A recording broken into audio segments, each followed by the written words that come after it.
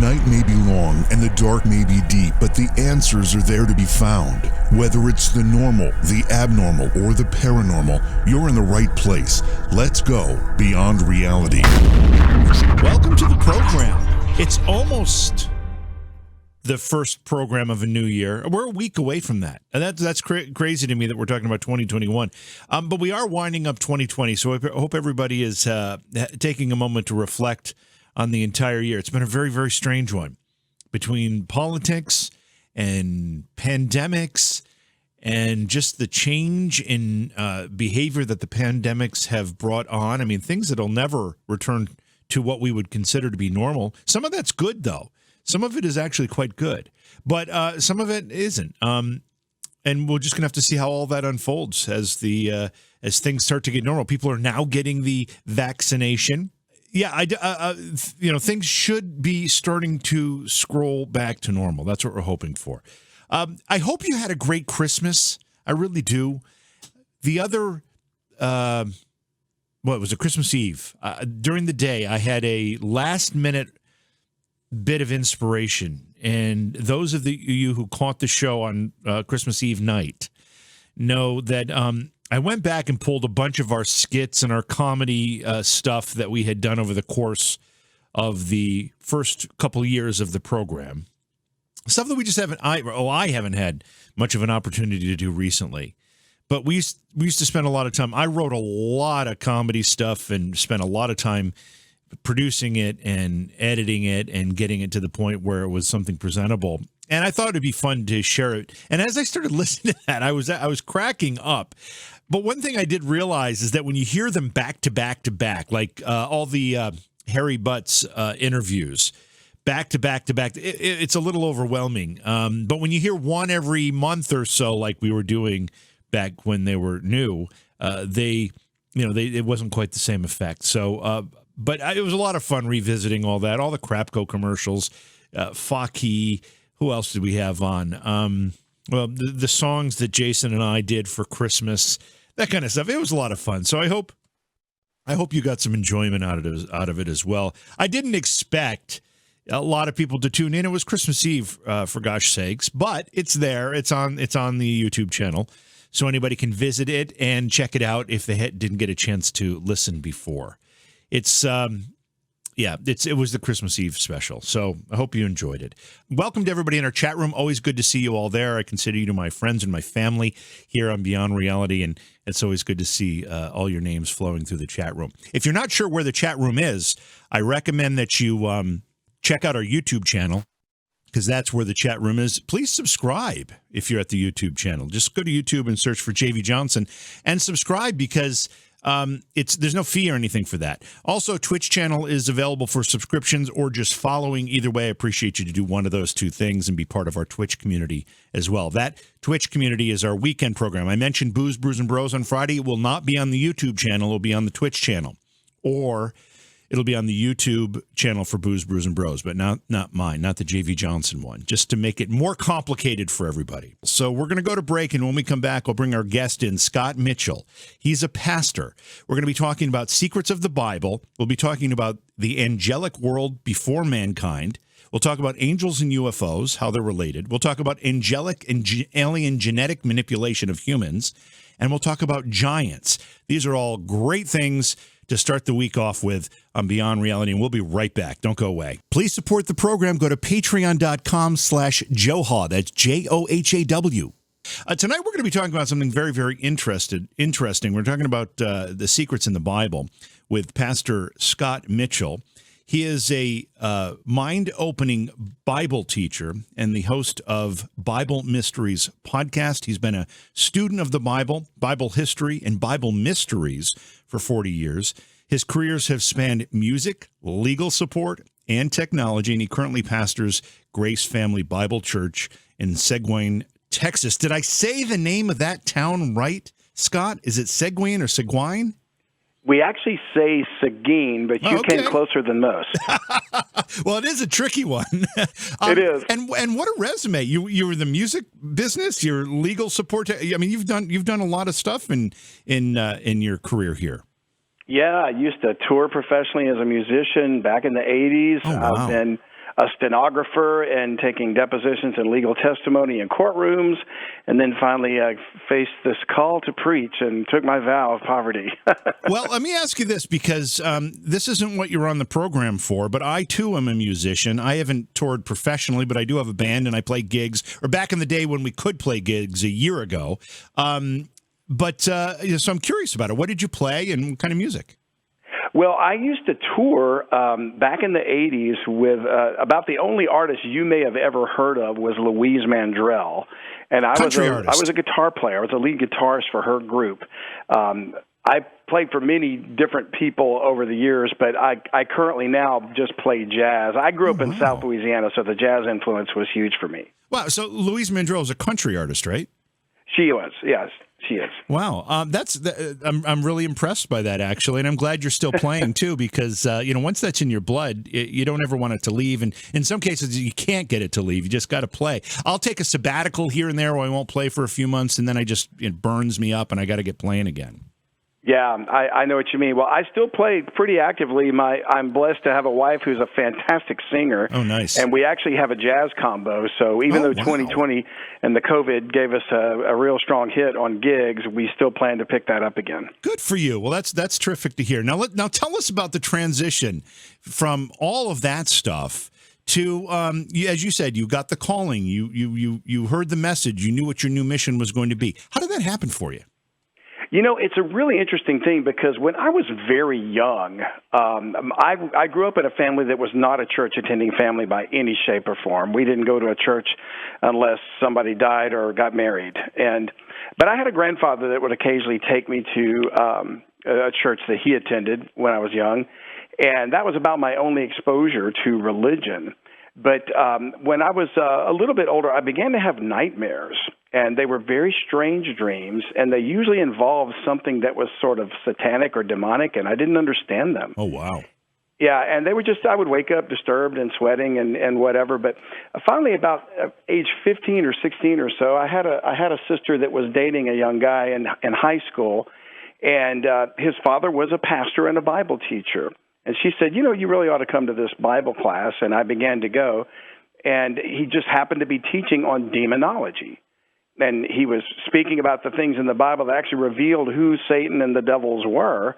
And it's kind of like, knowledge erases fear. Once I saw that, the dream stopped. And I had a peace about it.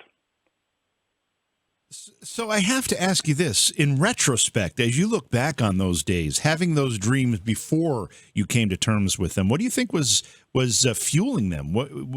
Can you point your finger to anything? I honestly think that there's a spiritual realm out there that if they can draw you in to their side, we'll call it the dark side, if they can draw you in, they'll do it. And I think they try to get children when they're young. And I've even read biographies of people that even grew up and became, warlocks and witches and sorcerers and things like that, that later on became Christians who attest to almost the same thing. And I think there was sort of a battle for me. There was since I had no real Christian or church foundation, they probably thought I was ripe for the picking.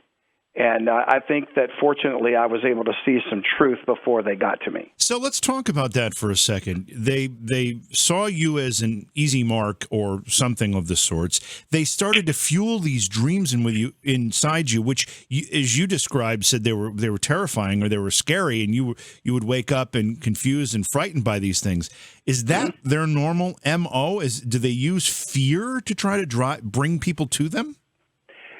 Satan has so many devices, and sure, he would do that because the typical caricature of the devil that people grow up imagining is this red horned figure with the bifurcated tail and a hay fork, And that's really not what he looks like. He's actually a created being that God made to be one of the brightest creatures in heaven. He's a cherub. And so if he can deceive you into thinking this boogeyman type figure is him, and you run in the opposite direction into his open arms, that's one of those tricks that he can use, and I think he fools a lot of people that way. So you're having these dreams as a young man, and you are invited to a Bible class, and that class happens to be about demonology at the time. Do you think there's fate involved there? I absolutely believe God was involved in it. I believe in something called divine discontent. Mm-hmm. And when it's a phrase coined by C.S. Lewis, but when you feel like something's just missing in your life and you're not sure where to go, that's usually when God is there kind of saying, hey, I've been here all along. I'm waiting for you, And sometimes we have to get broken before we're ready. And I guess that was something that happened for me. Well, as you had this epiphany and as you start to come to terms with it, and you realized you had a mission, when did you start looking at the Bible in a way that had you looking for what we're going to be talking about tonight, secrets that are within the Bible? Yeah, that was a journey, and so of course I first started looking into the Bible and studying it, as a layperson would casually for years, but still very interested in why is it difficult to understand. And there's a term used in one of Paul's epistles called rightly dividing the word of truth that I adopted and studied for quite a while to sort of figure things out. And while it focused on a narrow way of looking at things, it really did help you understand how to compare Scripture with Scripture to get the intent instead of using other people's interpretations. So in that journey, I came to the point where I started to see things opening up that it was like, okay, what if this means exactly what it says, as it says it, and where it says it?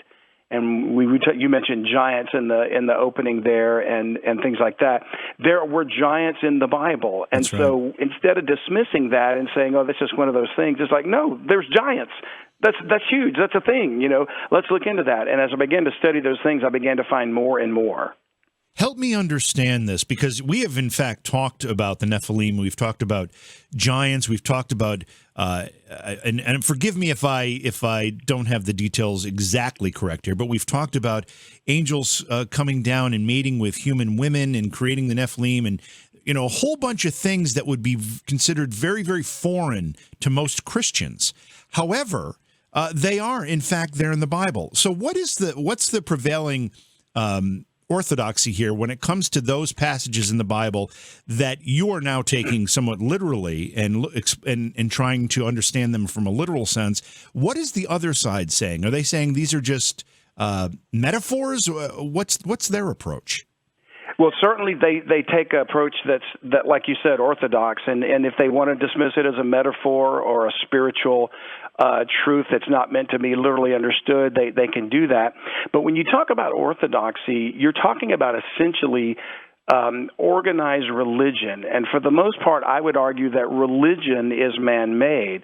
So the intent was to sort of get your eyes away from that sort of thing and get you under control, as many organizations try to do, like government and religion too. So if they can say, hey, don't pay attention to that story back there in the Old Testament, Noah really didn't build an ark, it's just a metaphor, then it helps you doubt the veracity of the Scripture, and you're focusing on what you can do for the church or the system. And I think it's a means of control, which I think is also counterproductive. So is it your position then that organized religion, particularly Christian religion, as we're talking about it and relating to the Bible here, is how to put this delicately, is not sincere in its presentation of either the Bible or what they claim to be God's word, God's will, God's messages? I think it can be. It's not to say that they're all the same, because you can't make a blanket statement. I couldn't, and say they're all corrupt. Mm-hmm. But anything, there are good people in government, but I think government is corrupt in its core. There are good people in organized religion, but I think its origins, and if you look at the history, there's a lot of things in there that make me doubt the true intention. It's not to say that the heart of individuals aren't sincere as they worship and as they study and participate in their organized religion. But sometimes when you look a little bit closer, you see the skeletons in the closet, and you see the history of an apostate church from basically the 2nd century on, with things like Gnosticism and whatever other heresies came in. So there's a lot to look at, and then when you let that distract you from what the Bible actually says. It's no wonder so many people say, I don't really care for God, I don't really care for religion, because they've sort of been tainted by the real picture of religion. I think that's an excellent point and an important one as well. But I do have to ask this as also the Bible itself, has been presented primarily by the Catholic Church, if my understanding of all of this is accurate, and edited by the Church, and some books were included into the Bible, and some were left out. So, what is the Church's role in what we would consider to be the Bible that we're talking about today, the one that we're going to be referencing tonight? Well, the one that I prefer to use myself and have always used is a King James Bible, which was first published in 1611. Now, that was sort of the antithesis of the Catholic Bible. The Catholics use a Douay Rheims, but they had no hand in the King James. In fact, tried to stop it from being produced, as I understand it historically. Oh, really? Yeah, so it was that's one of the things that sort of started what you would call the Protestant thing, and so with the advent of the printing press, the Bible got into the hands of the common man, and that was the aim of the King James Bible. When the Catholic Church had more control over kings and people, essentially they kept it written in Latin, and you just had to hear what the priest said. You weren't encouraged to read it yourself, so it's a little bit different take. They've changed over the years. Obviously, they've modernized and things like that, but that was sort of the original foundation of it. And I think when you say they had more influence over man and kings and society, I think that's even putting it mildly. I think they controlled kings and basically all of society during the Middle Ages. The church was the most powerful organization, again, being very conservative in the description that was on the planet at the time. Yeah, I would agree. There was a time, and we call it the Dark Ages for a reason. All learning was essentially locked up in the Vatican. And I'm not trying to be an anti-Catholic person when I say these things. It's just historical fact. You know, we're just looking at those things and saying, well, this is it's like the blight of slavery in American history. It was real. It happened. It was wrong, but it happened. That's absolutely right. So when we talk about secrets in the Bible, are these secrets in plain sight? You know, I think they're not, and I'll tell you why, JV. The Bible is written intentionally cryptically. God is the one who breathed the words into the men that penned these books over these centuries, but in reality, he did it in such a way that it's perfectly cohesive.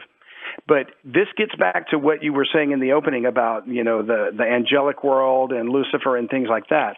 He had to write it in such a way that Lucifer could not figure out his plan. And Lucifer is an extremely intelligent creature. So it was written in such a way that through the Spirit of God, a person can come to understand it through having a relationship with God, and he reveals the truth. So that's where you have to start. And then from there, it takes the study of letting that spiritual guidance bring you to compare the scriptures and dig in there, because you might read a passage and you think, okay, that's all there is about that. But there's another book that also adds to it, and then another passage and another book that adds to it. And if you don't know to search those things out, you can't put them all together to get the full picture. So once you or someone else starts to uncover and decode and resolve these secrets and start to understand the true meanings in the Bible, wouldn't Lucifer by default figure it out as well through us? Well, exactly. But the thing is, God stays one step ahead of him. So the key thing that he could not know about was actually the very first prophecy in the Bible when after, you remember the story of Adam and Eve. Of course, yeah. And after they sinned and ate of the wrong tree, the serpent who was there was cursed. And God told him that, this is like Genesis chapter 3, God said that the seed of the woman would bruise the head of the serpent. And, of course, he doesn't know who that seed or child is going to be. So he's thinking it could be any male child that's born, and which is why he had Cain kill his brother Abel, because Abel was a good guy, Cain was not. And he's thinking, and for the longest time, this is what he's focusing on. He either wants to prevent the seed from either being born or kill the seed. What he didn't realize was that the seed would end up being the man Jesus that would be the person that would ultimately have victory. So Satan thought, well, if I kill him, I'll get rid of him. He can't defeat me. And what he didn't understand was God had a plan for the death of Christ to bring redemption that Satan was totally against and had no idea. So he did an end run around him. Wow. This stuff is so fascinating, and as you peel away the layers of this onion, it becomes even more fascinating. Where is the best place to start here, to start to tell these stories and to pull the curtains back a little bit? Well, believe it or not, I do like to start at the beginning, JV, because what's interesting is that this is almost where universally organized religion starts on the wrong foot, because almost everybody knows the first verse in the Bible. In the beginning, God created the heaven and the earth, right? Right, that's right. And then the next verse, they kind of say, and here's how he did it. He started with a formless, shapeless mass, and he pulled out of that the dry land and then the this and the that. But that's not at all what the Bible is saying. It's like that first verse was the complete summary of the creation. He doesn't give any details of how he did it, when he did it, just that he did, and God was the one that did it. But that second verse, right after the first one, says, and the earth was without form and void, and darkness was upon the face of the deep, and the Spirit of God moved upon the face of the waters. And so you have to ask yourself, why would God, if he's God, need to start with a mess like that? Why would there be darkness? Why was the earth without form and void? Why is there water? And so then we get into, like, if you start to break that down, you think, well, maybe it's not because he started that way. It's because something happened to the original creation to cause it to become that way, and it's restoration that's taking place in the next passages. I mean, that would change things. That would change things a little bit. I mean, based on what I think would be the common or accepted understanding of what those passages mean. Exactly. And that's why, again, it's one of those things where religion just sort of says, okay, here's a very simple story. God created the heaven and the earth in 6 days, and he did it like this, boom, boom, boom. He started with a mess, and he made it better. But and then it's sort of like that's a catechism. You move on, and you don't go back and visit that again. But that's not at all what God wanted. From the very beginning, he was trying to say, hey, look here. Something happened to my original creation. And what you find out that unfolds in the Bible is a story of God created the earth, who knows how long ago, to be inhabited by angels. They sang when he laid the foundation of the earth. They were there to watch him do it. They shouted for joy in the book of Job because he did that. He formed it to be inhabited. He would have had no reason to start with a mess, a formless, shapeless mass. So this was their home for untold centuries, perhaps countless eons, and there was an entire civilization of angels on this planet.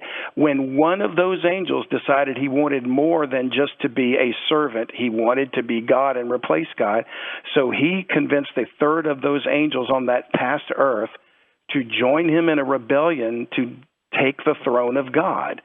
And there was a huge battle, and he lost that battle. But God basically had to pour a divine judgment on that earth, and he flooded it, just like he did with the flood of Noah, only it was before man was ever even made. And men were made to replace those angels. Wow. So what you're saying here, then, is there's a big part of time, if you will, and part of the creation that's left out of those first chapters of Genesis. So there was the creation of earth, and then there were eons where man was not the inhabitants of earth. Is that right?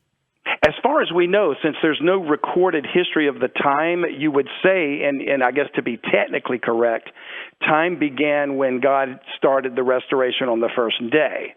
So we can't really call the past of eternity time, but yes, from our perspective, it would be time, and we don't know how long it was. It could have been 15 minutes. It could have been 15 million years, So we have no idea how long it was, but the other passages in the Bible help you piece it together. And, you go to prophets like Ezekiel, prophets like Isaiah, and you begin to get the picture of a story that's not given all in that first verse of Genesis. So tell us who or what angels are.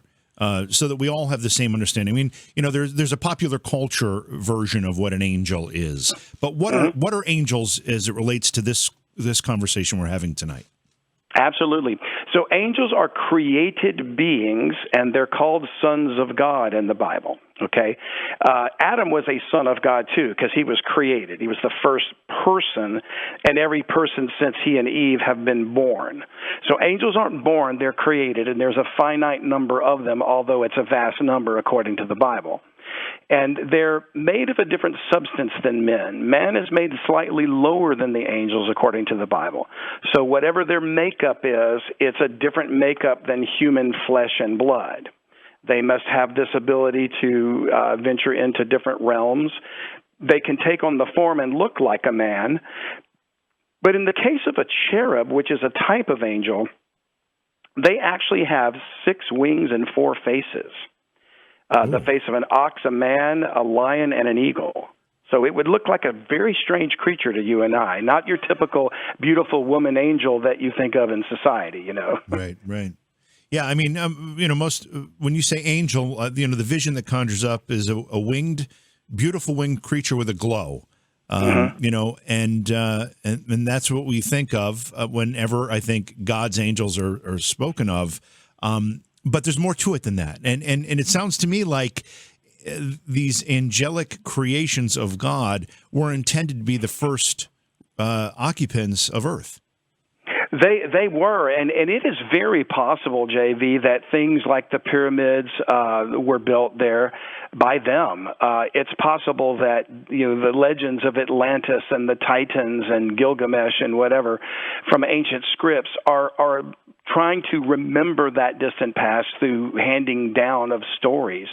And there's another scenario about some angels that we'll get into if you have time a little bit later that happened after man was created. But clearly things like the Greeks used to write about Mount Olympus and the battles of the gods and things like that, they're probably referring to that angelic world, and it's just come down and distorted through the centuries by what you would call pagan mythology. All right, so I have to ask this then. If, in fact, those references are to this time that predates mankind, and God destroyed that civilization with a flood that was not Noah's flood, but an earlier flood, how would any of that have survived? How would the pyramids have survived, any of that stuff? Well, it's very possible that certain structures could survive a flood with the way they're built. Mm-hmm. The flood was designed to wipe out the inhabitants, okay? And what I think was going on, and we'll get into this thing about genetic manipulation too, because we find out through later passages that Satan attempted to infiltrate the bloodline of man with angel DNA. And now we're talking about those fallen angels. Mm-hmm. So of all the angels that were created, a number of them, and it appears to be about 1/3, joined this one cherub named Lucifer in the rebellion to take God's throne. So when they were defeated, they came down and apparently tried to destroy or corrupt or pollute the creation that God had originally. I don't doubt there were animals and things like that they probably went in and distorted somehow genetically. And therefore, when God saw it, that's not the way he made it. That was not his plan, so he destroyed the living things with the flood. Whatever structures may have been there, had there been there, could have survived, but evidently many of them would have been destroyed. So it's possible that something, say, like a pyramid is designed in such a way that it could have survived a flood. I see. And what happened to the angels? What happened to Lucifer, his 1/3 of the angels that joined him, and the 2/3 that didn't? Obviously, they weren't mortal, so the flood didn't kill them, right? That's right. So the flood would not kill a spiritual being like Lucifer and the angels. And the 2/3 that remain faithful to God are still with God. And what we find that there's literally 3 heavens in the Bible, in the book of Genesis chapter 1. There's the first heaven, which would be our atmosphere. There's the starry heavens, or the second heaven, where the sun, moon, and stars are. And then there's the third heaven, where the throne of God is. So the 2/3 that remain faithful to God remain with him in the third heaven. They come down to the earth whenever they have a purpose, and God sends them. But the 1/3 and Lucifer remain in the starry heavens, or the second heaven. That is their abode. People think of the devil as in hell with a pitchfork, but he's not.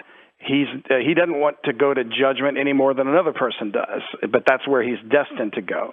So he is called the prince of the power of the air, spiritual wickedness in high places. And that's why there's very much a likelihood that when people are seeing UFOs, they're seeing fallen satanic angels involved in some sort of a deceptive scheme. Does Lucifer become more powerful as we, as mankind, as people, become followers of him? I don't know that he has any more power because more people follow him. His aim is to thwart or stop the plan of God or the purpose of God. So one of the things that he failed to do was prevent the seed from being born that would destroy him.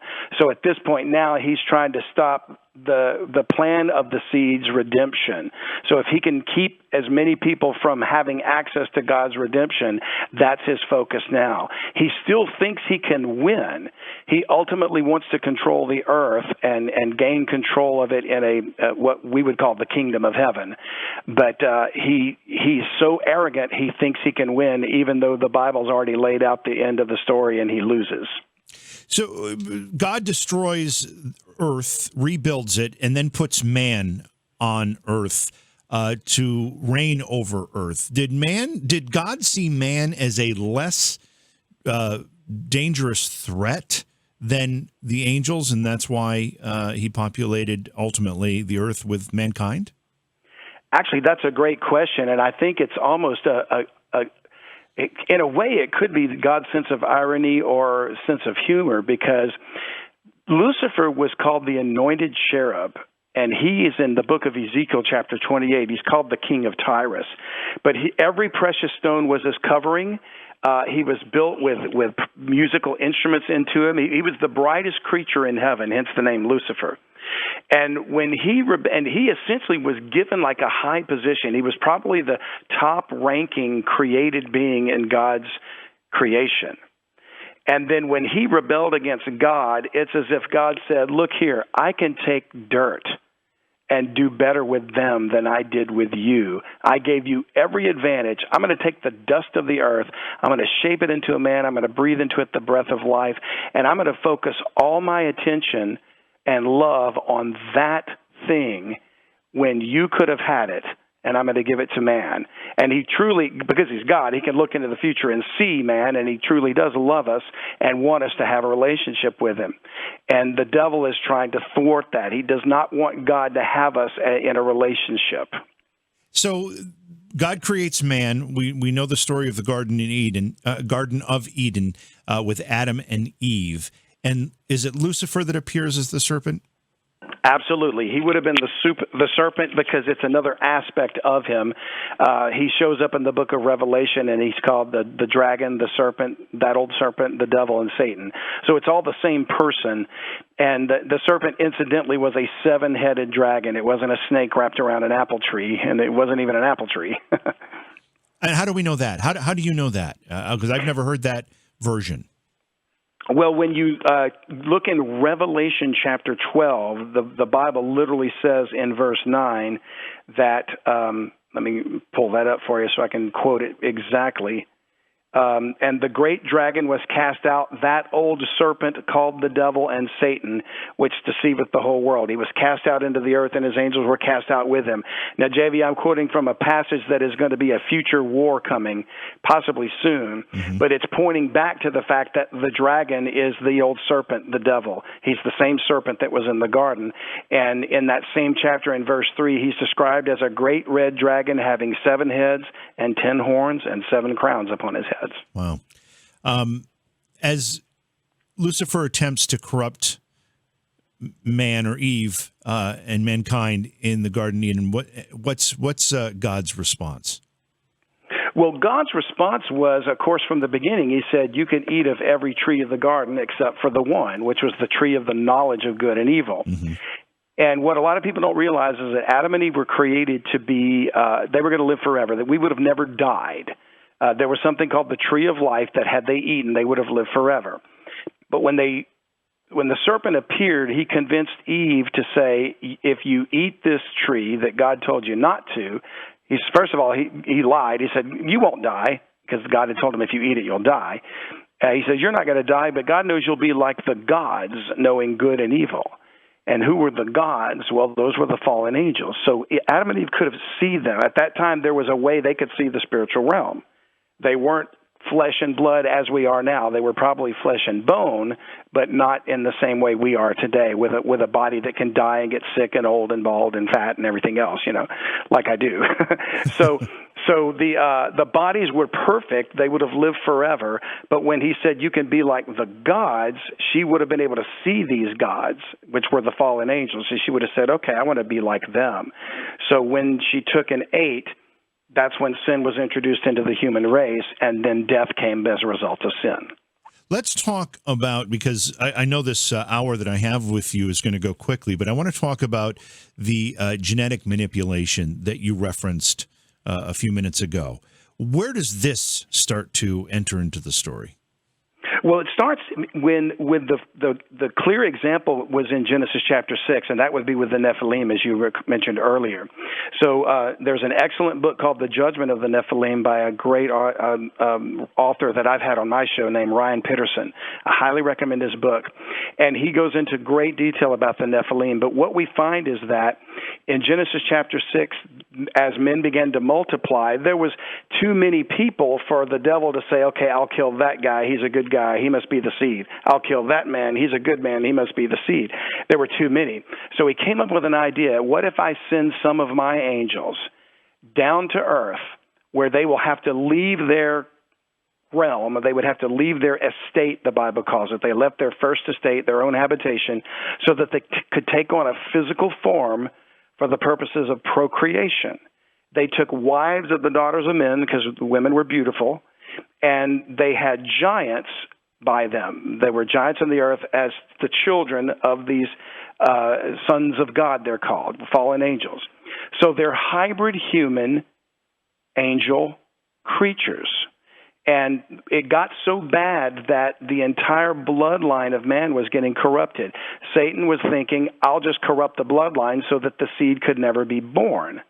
And we find in that chapter of Genesis 6 that Noah was chosen because he was perfect in his generations. His bloodline was not tainted. And God says that he would destroy all flesh because all flesh had corrupted his way upon the earth. So that was the beginning of angelic manipulation of the human race. Stop God's prized possession from being a redeemable entity by turning them into unredeemable entities like hybrid giants and what have you. So the flood of Noah was the event that destroyed the Nephilim and removed these genetically modified creatures from Earth? That's exactly right. So the flood was, you think about it, man is pretty wicked with the wars in our history and things like that. So there's any number of times when you could say, well, God should have been justified in flooding the earth hundreds of thousands of times if man was just bad. But he flooded the earth because of the genetic problem, not just because man was wicked. So the family of Noah was the only one that survived, and two of every kind of animal, which tells you that there was something wrong with the animal creation as well. They were messing with that. And when you think of the mythology and the stories of minotaurs, centaurs, manticores, griffins, who knows?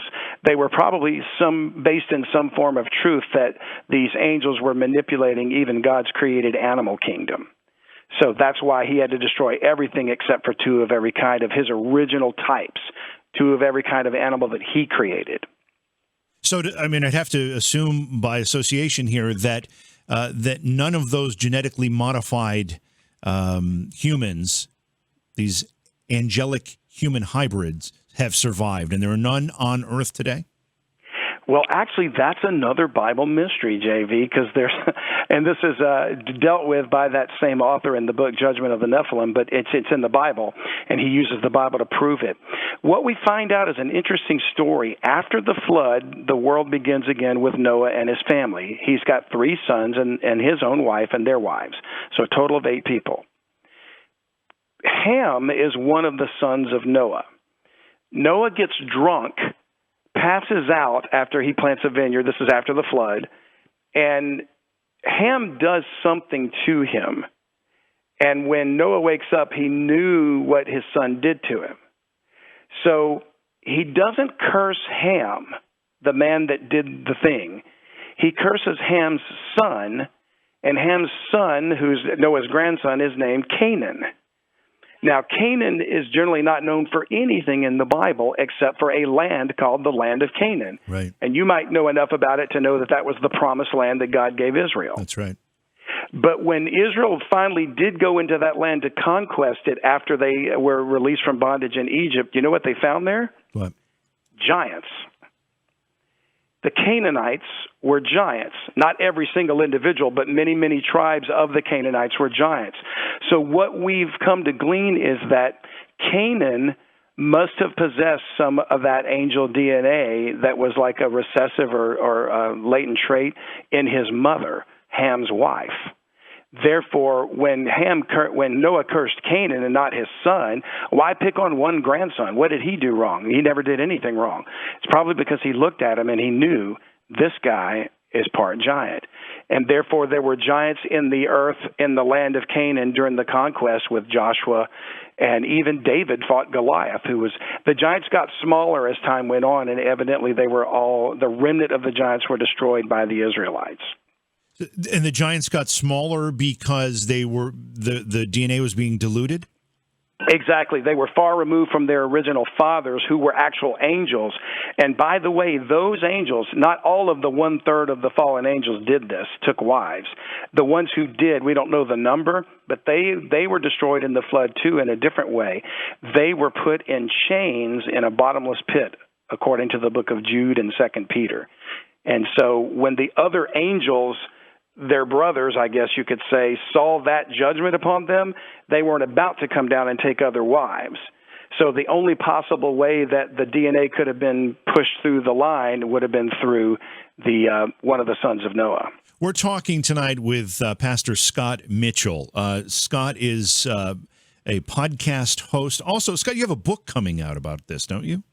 Right. It's in the works right now. It's going to be talking in great detail about that angelic world, and the working title right now is The World That Was.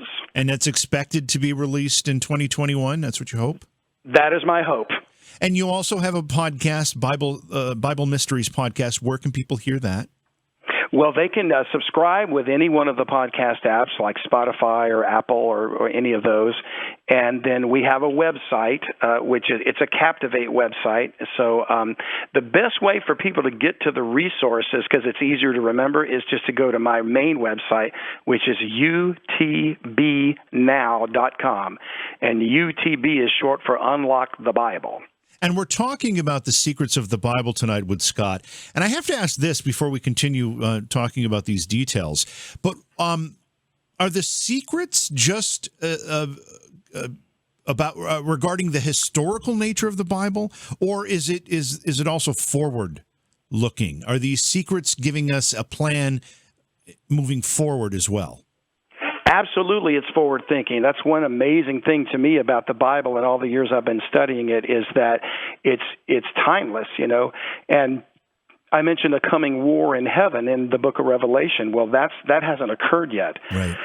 There's any number of things that are going to be fulfilled that have yet to be fulfilled. And there's a fascinating study about a prophecy in the book of Daniel that involves something called 70 weeks. And there's 69 of those weeks are already now history, but the 70th week is future.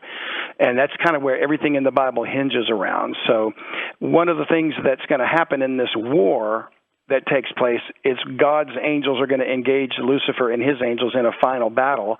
They're going to be cast out of the second heaven down to the earth, where they will remain. So we'll see them. They'll no longer be in that spiritual habitation. They'll be physical as you and I are, at least in the sense that they're no longer able to fly away, so to speak. So when they're cast out of heaven and they come down, it's not like the devil's going to admit and say, I lost the battle and here I am. He's a liar, so he's got to come up with a story. And the likely story that I believe is going to be taking place is angels have these crafts, and they're seen in the book of Ezekiel, so there's no reason to doubt that Lucifer doesn't have some too. They'll probably appear and claim to be aliens from a distant planet that originally seeded human DNA with their DNA when we were monkeys or something to give credence to, I guess, evolution. And they're going to say, we've returned to help you onto your next phase of evolution. And that's going to be the big deception that seems to be coming. I think the societies of the world are getting us prepared for that. Yeah, I was going to ask, it's, we talk a lot about UFO activity and alien activity on this program. And there's this, this buzz phrase called, slow disclosure.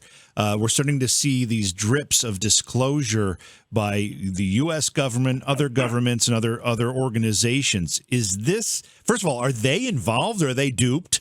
And secondly, is this what you're talking about as the preparation, this kind of laying the groundwork? I think they are involved, and I'll tell you what I base this on. It's a passage that a lot of people are familiar with in the Bible. It's in the book of Luke, and a lot of people know that when Jesus was a man on the earth, he fasted 40 days and was tempted in the wilderness for 40 days by the devil. And one of those temptations was that the devil took him up into a high mountain and showed him all the kingdoms of the world in a moment of time. And he said, all this power and glory will I give you if you'll worship me. It's delivered to me. I can give it to whoever I will. If you'll worship me, all will be yours. Well, of course, Jesus rejected his offer, and he said, get thee behind me, Satan. But he didn't rebuke the truth of the statement that the kingdoms of the world are in the power of the devil to deliver to whomsoever he will. I believe that is my political philosophy, that the powerful, the rich, the governments of the world are controlled by Satan, probably with their knowledge if they're in the higher upper echelons in the what you might call the global satanic elite. And they are manipulating these things. We're seeing a consolidation of all media, all corporations, sort of kind of getting into the handful of people that own them. We see trillionaires out there that are secrets. They not like the Bill Gateses of the world and the George Soros billionaires. They have more money than those guys have, and they can manipulate nations. And I think what we're seeing is the paradigm is starting to shift. The release of information of classified documents, it's becoming clear that we can no longer explain away as swamp gas and weird light phenomenon these crafts that are flying around. And then when you've got things like the pandemic and whatnot that are tightening down on the government's rule and control over us, it's probably all adding up to a phase that's coming, and I think it's coming very shortly. Is all of that, what you just outlined, is that in the Bible if you know how to find it? It really is, and it's not overt, it's not obvious, but we know that there's a strong delusion that's coming. The Apostle Paul wrote about it, and we know that there is this battle coming, so Lucifer's going to lose and end up on the earth. That's when he is walking around as a roaring lion, seeking whom he may devour, according to the 2 Peter. So these things, we've looked at them and always seen them as metaphors, and I'm trying to show people that, they're not metaphors. The Bible can use metaphoric language. It can use poetic language, but it means what it says. So when we talk about these strange locust-like creatures coming out of the bottomless pit, there's a tendency for some theologians to try to translate that as modern weaponry, like a Stinger or Apache helicopter or something like that. But what if it's really just a crazy demonic locust with lion's teeth and a scorpion's tail? What if it's really a demonic creature out of the bottomless pit and the Bible said exactly what it means? So that's the way I'm trying to approach things. When you read through the Bible and you read it from the perspective of how you're presenting it tonight, and you're seeing things in there that maybe haven't been taught to us or interpreted the way you're interpreting them, at least in public. Do you ultimately have hope, or are you quite afraid? No, I have great hope, and that's the best thing about all of this. When God talks about redemption, it's the term people use is salvation. And sometimes people say it and they don't really know what they mean. You ever had somebody ask you, are you saved? And it becomes such a nebulous thing. It's sort of like a catchword or a buzz phrase. But in reality, there's a meaning behind that, because what we're talking about is there has been a time of grace from God's perspective on the earth where men are allowed to be as wicked as they want to be, short of accountability through, judgment, like you get arrested for robbing a bank and you go to jail. So that you can get caught. Sometimes people don't get caught. But God's not burning cities up like Sodom and Gomorrah. He's not flooding the world like in the days of Noah. He's allowing men to go along as they are, but he's calling them to him. And he's saying, if you will believe my truth, you can be saved from a coming wrath. So the wrath that is coming is what I'm trying to get people to understand, that the hope is you don't have to go through this time of wrath. People talk about the mark of the beast. We can talk about the coming alien exposure or whatever they might do, whatever the delusion is, and all those things that could come to be fulfilled from Scripture.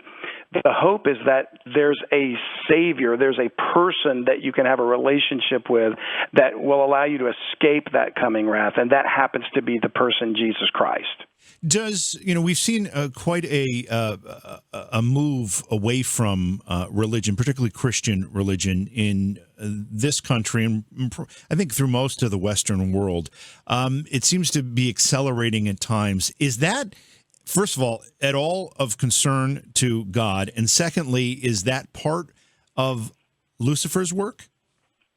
Well, it's both. It's a concern of God because his desire is that all men come to this saving knowledge. He wants all men to have this relationship with him. And obviously Satan doesn't. But he predicted in his scriptures that the last days there would be perilous times. And perilous means dangerous, but it's not just like, dangerous like it's not safe to walk down the street. Mm-hmm. It's a word that's very strong in the original Greek. It's like raving lunatic dangerous.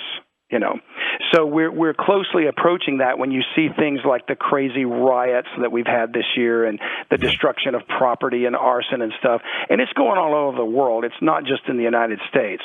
So I think we're approaching a time of men being so seared in their conscience that there's no longer any natural affection or care for man. You see the left-right paradigm in this country and probably in other countries too.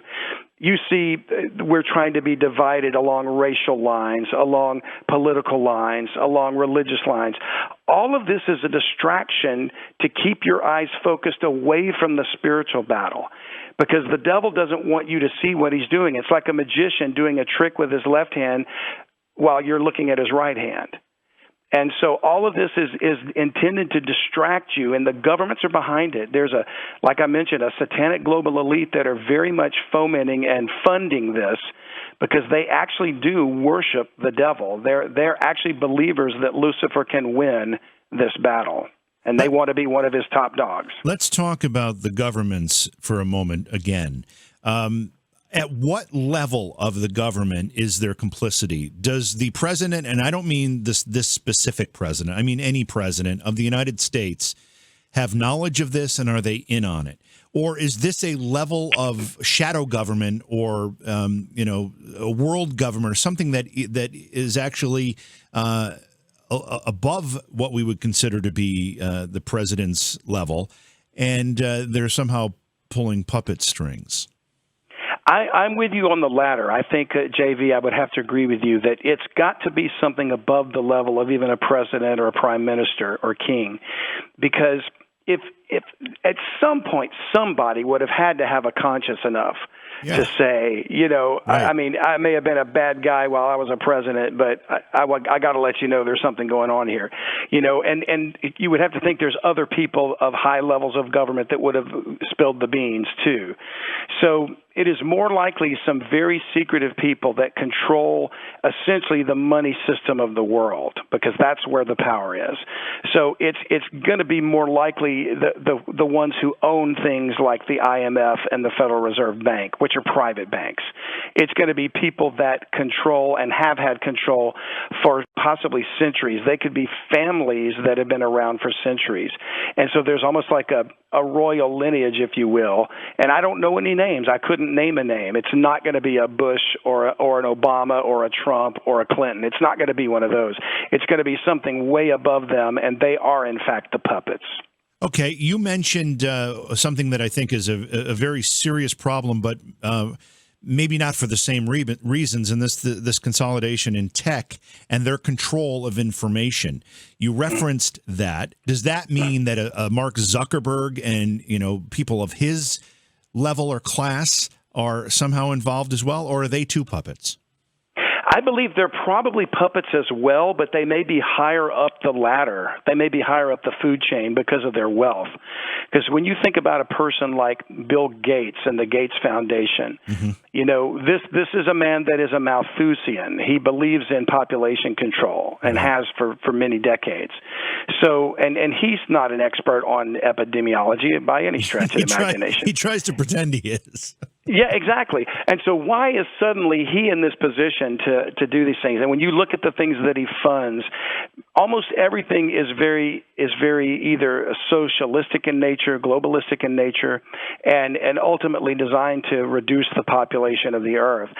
I'm just using as an example. I don't know Bill Gates, and I have no bone to pick with him, but I think but there's something about these tech giants that seems to be consolidating power in the hands of a very few. When you think about the fact that 20 to 30 years ago, there were over 300 different media outlets in this nation alone. That's right. And today there's only 6. That's an amazingly important point you just made, because I actually just had this very conversation with my son earlier tonight. I don't remember exactly what we were talking about, but I had pointed out, and as a radio station owner myself, I used to own stations. I recognize that the media landscape has changed, and you could in any town find 3 or 4 newspapers, 20 or 30 radio stations, 15 television stations, and most of them were independently owned and offered a different perspective. All of that is gone. And now we have Facebook, where it seems to be the most common source people get their information, or they type something into Google. I mean, 80-90% of all information flows through Google, and Google decides what you're going to see and hear. Exactly. And, there's a British comedy that used to be on called The IT Crowd. I don't know if you've ever seen it. I absolutely have, yes. It's one of my favorite shows, and the two nerdy guys in the basement, are always talking about, have you tried turning it off and turning it on again? But they play a trick on their boss one time where they give her a little box with a light on it, and they tell her it's the internet, and they told her that she had permission to use it from the elders of the internet. And sometimes I think that when they make jokes about that, there probably are elders of the internet, somewhere. There's probably some people that are truly able to control it, shut it down. And you're seeing it sort of in real time with the censorship on Twitter, the censorship in Facebook, and all that kind of stuff. I think there's something happening there that we're getting. It's like boiling the frog slowly. We're getting so used to it, we don't realize that we should be shocked and outraged at this. Yeah.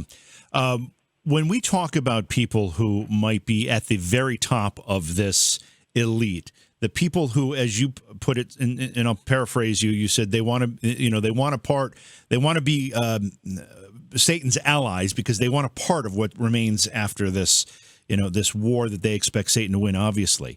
Do those people, are they the same type of people that we might run into? We've had people on the program that say, I'm a Satan worshiper. Or are those people just kind of ancillary? And I'm talking about the someone who would come on this program and say, I'm a Satan worshiper. To answer that question, I'm going to pull in an outside resource, and I'm going to give it for your listeners and yourself as a reference. If you've never heard of it, there is an excellent website called VigilantCitizen.com. And I don't know who runs it or owns it, but he does an excellent job of exposing the symbolism of the occult elite. And he sees it in media, he sees it in culture, he explains it, he really references it well. And one of the things he did was he basically said that the movie Eyes Wide Shut with Tom Cruise and Nicole Kidman was sort of an inside glimpse into the real upper echelon world of the satanic global elite. And I remember watching the movie and not really getting it, and it seemed odd and strange to me. But when I looked at it through the lens of him saying it was essentially an interpretation, and I think the guy that wrote the screenplay was like killed in unusual circumstances or something like that. So it's one of those things where there's probably, we think that they're actually starting to get bold and come out of the shadows, and they're starting to put their signature on everything, because symbolism means everything to these people. And their whole aim is to create the chaos so they can bring order out of the chaos and become the saviors of mankind. And they have these symbols that we don't have time to get into, but it's amazing if you'll check out that reference, vigilanttcitizen.com. Always comes back to Stanley Kubrick, doesn't it?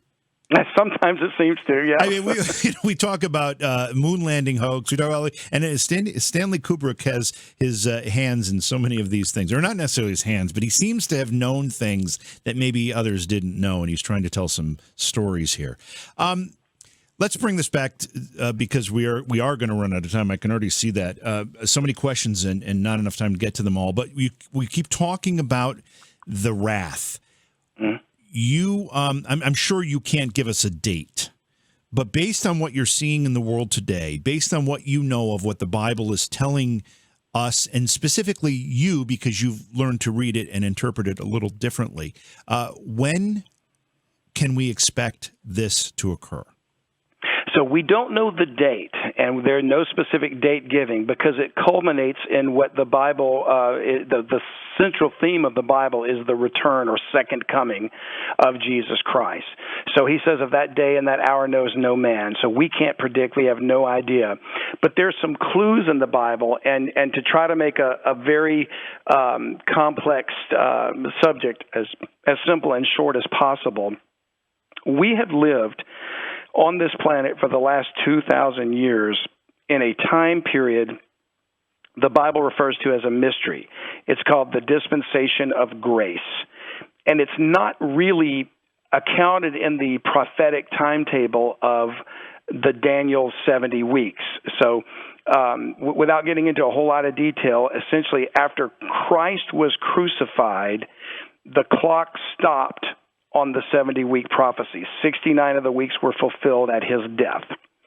A 2,000-year gap has existed, and the 70th week will begin as the wrath. It's called the 7 years of tribulation, the wrath of God, the time of Jacob's trouble.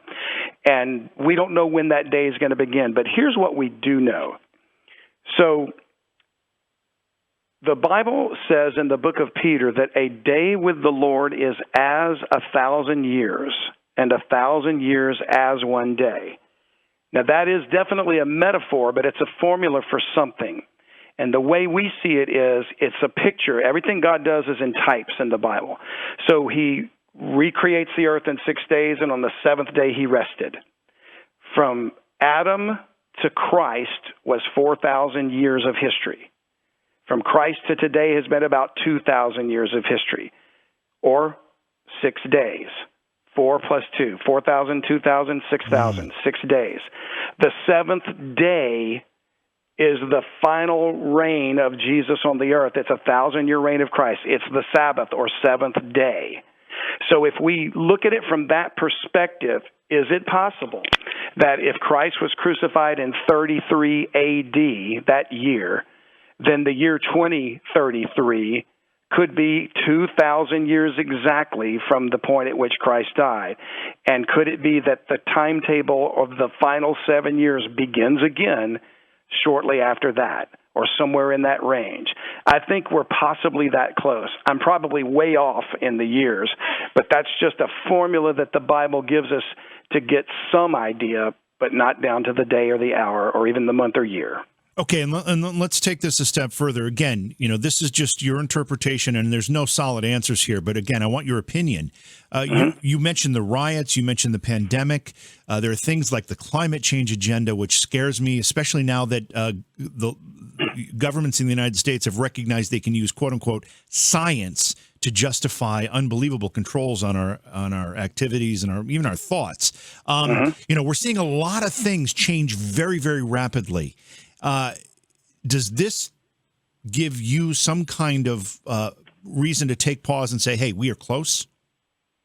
It really does, and quite frankly, JV, it's the reason I started Bible Mysteries podcast, because I think we are close. You know, I'm the pastor of a small Bible church in a small town in Texas, so I reach a handful of people every week. But with a podcast, I can reach thousands, and now we're in something like 35 countries. So clearly, the mechanism of getting a message out to more people is uppermost in my mind right now, because I do think we're closing in on those times by just by nature of the things you mentioned just now, the list of items you just mentioned that seem to be showing these changes in a very rapid direction. I need to clarify something for our chat room here. There was a question about the time table that you presented, talking about the 4,000 years and the 2,000 years. It's my understanding, and correct me if I'm wrong, which I very well could be, that the 4,000 years is determined through lineage, through genealogy? It is, through the genealogy of Christ back to Adam. So, yeah, I was seeing in the chat, too, that it's not that I'm trying to tell you the earth has only existed for 6,000 years. The Bible only records history of mankind for 6,000 years. So when we were talking earlier about the angelic world, whatever the fossil record is showing of the age of the earth probably has more to do with that time than man's time. Now, people might think man's been around for 50,000 years or 100,000 years. I disagree with that. And one of the other things we have to recognize, too, is, and you pointed this out, that time might have a different meaning when we talk about God's years versus human years. Well, not that much. I mean, God's year is a 360-day year. It's a lunar calendar, and we have a solar calendar. So you can sort of adjust for that and factor it in and get close to the same time. Okay. But the formula I was talking about, a day with the Lord is as 1,000 years, is more of an understanding of prophetic timetable than it is. It's not to say that God used 6,000 years for 6 days of creation, because I don't believe he did. They were 24-hour days when he restored the earth in Genesis chapter 1. Let's talk a minute about UFOs. You know, these UFO sightings have been very common throughout the 20th century into the 21st. When somebody now, based on what we've been talking about tonight, has a UFO sighting, what are they actually seeing in your opinion?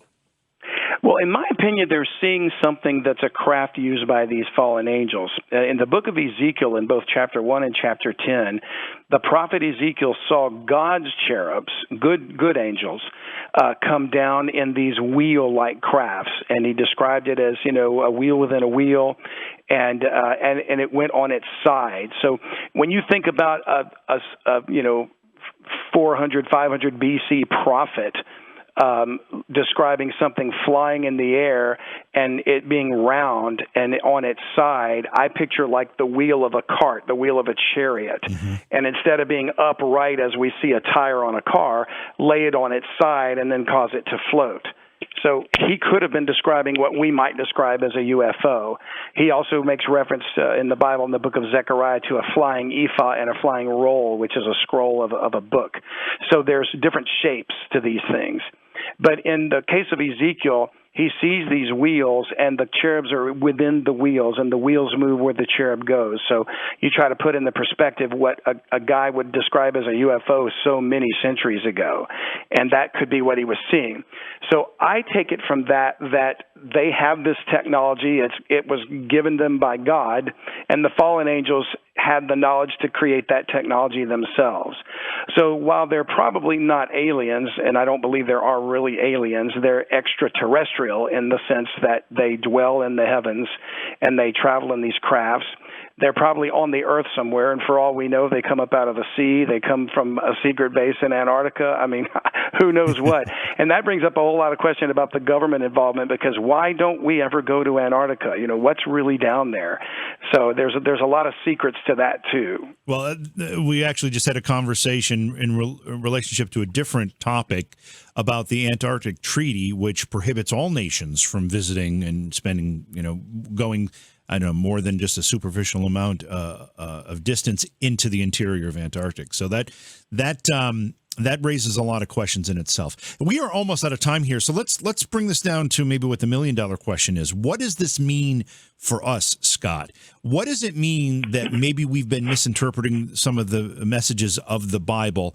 And then as we start to understand them and we start to learn its true meaning, what does that change for us? Well, I think what it boils down to is God has given this record of himself in the Bible. If it's not true, he's not God and he's not worthy of our worship. So if we don't have a reliable book that says this is God, this is who he is, then I'm not going to waste my time with him. Then he doesn't exist, So I believe it's true, and I believe he does exist. And I believe the Bible is a record of himself, and he has a right to give the account of himself in the same way you do in a court of law. If I said, I think JV is a beautiful young woman, that's hearsay in a court of law. You have a right to say, no, I'm right here. I'm not a beautiful young woman. I'm a man. So in a court of law, we give people more license than we give to God, credibility. So we need to accept God that he has to have a right to speak for himself. So the devil, of course, is the guy that wants to deceive us. He's the one that doesn't want us to believe God's record of himself.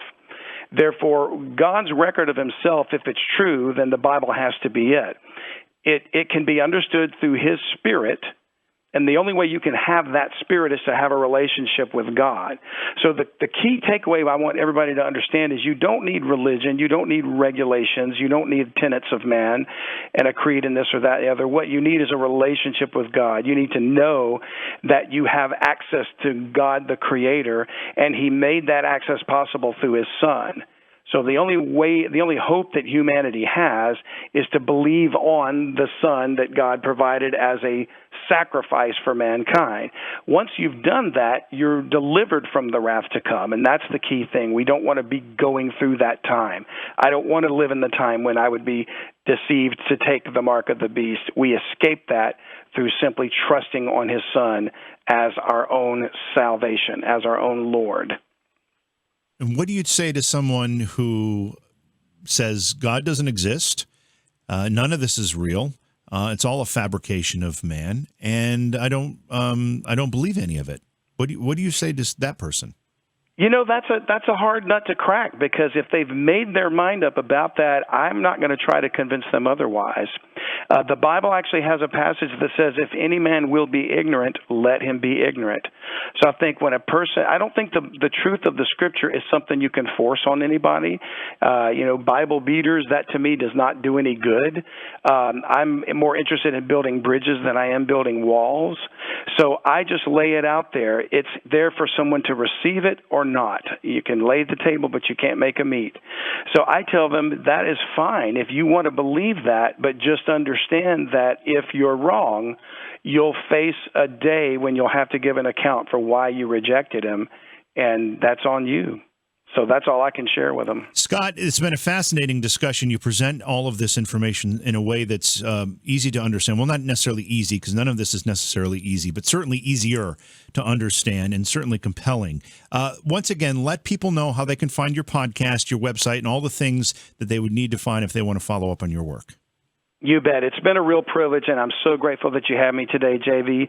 The website to get to everything that we do is utbnow.com. UTB is short for Unlock the Bible Now. You can access our YouTube channel, our Twitter, our Facebook, our LinkedIn. We've got the podcast. You can click on there to go directly to the website for the podcast, or you can subscribe through your own podcast apps. Just search for Bible Mysteries, and we're there. And you can also listen to audio recordings of Bible lessons I've done over the years. Quite a collection are up on our website there, too. Terrific. I look forward to having you back on the program at some point. It's been a great conversation, and I want to do it again sometime. I'm happy to do it, JV, and once again, it's been an honor. Thank you. Beyond Reality Paranormal is hosted by J.V. Johnson and produced by Orion Palmer and Slick Eddie Edwards. Like us on Facebook and subscribe to our YouTube channel. Please consider supporting the program either through your podcast platform, click on the link in the description, or on Patreon at Joha Productions. If you'd like to be a guest on Beyond Reality Paranormal, or you have a recommendation for a guest, contact our producer, Slick Eddie Edwards. Eddie is spelled with a Y at slickeddieedwards@gmail.com.